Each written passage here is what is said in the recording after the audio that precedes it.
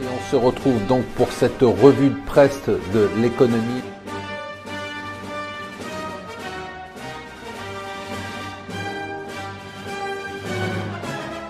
Bonjour et bienvenue sur Mon Financier pour la revue de presse de l'Écho. Nous sommes le lundi 23 octobre. On commence par la victoire écrasante de Shinzo Abe. Il n'y a pas eu la malédiction des élections anticipées. Il a réussi son pari. Plus de 2/3 des sièges donc il a remporté.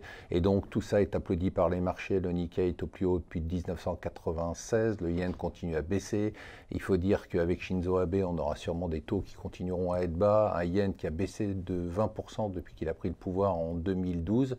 Et donc des actions qui profitent des Abenomics et qui continuent à monter. C'est la une du FT. En une du FT aussi, le loup de Wall Street, The Wolf of Wall Street, comme dans le film, qui déclare, Jordan Belfort, qui déclare que les bitcoins et en particulier les introductions en bourse, en monnaie virtuelle, ce qu'on appelle les ICO, sont une gigantesque arnaque et il s'y connaît. Bruno Le Maire donne une interview au Figaro Économique où il parle des nouvelles réformes, avec quand même, il faut en parler, hein, ça existe depuis 1982, à l'époque ça s'appelait l'impôt sur les grandes fortunes. Ça y est, l'ISF, c'est terminé, ça a été adopté donc par l'Assemblée. Il y a eu des débats vigoureux, mais ça s'est fait sans difficulté. Bruno Le Maire explique pourquoi c'est une bonne mesure. Il explique en quoi aussi le fait que l'État ait été censuré sur la taxe sur les dividendes sur les grandes entreprises et donc va devoir rembourser 10 milliards d'euros aux entreprises est un scandale d'État et révèle selon lui l'incompétence du précédent gouvernement. Trump continue à avancer pour essayer de faire passer sa réforme sur les impôts, qu'il va réussir à faire passer puisqu'il a un soutien très large des républicains. Pour ce faire, il doit prouver que cette réforme n'est pas une réforme pour les riches et donc il a accepté l'idée ce week-end qu'il pourrait y avoir une tranche supérieure pour les hauts revenus.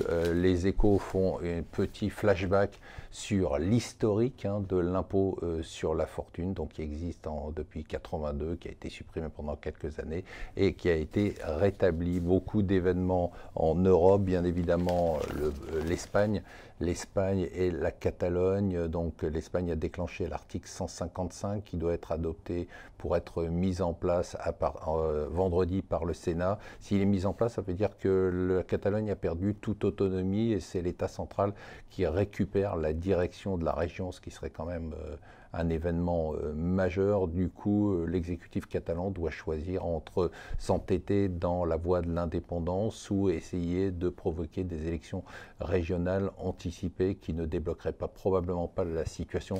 Donc à suivre de très près. Enfin, on termine, c'est les Échos qui nous le disent, par la victoire du Trump en Tchèque, un milliardaire populiste qui a remporté une victoire écrasante aux élections législatives tchèques. Voilà, je vous souhaite une excellente journée. Surtout, n'oubliez pas de regarder C'est votre argent en replay.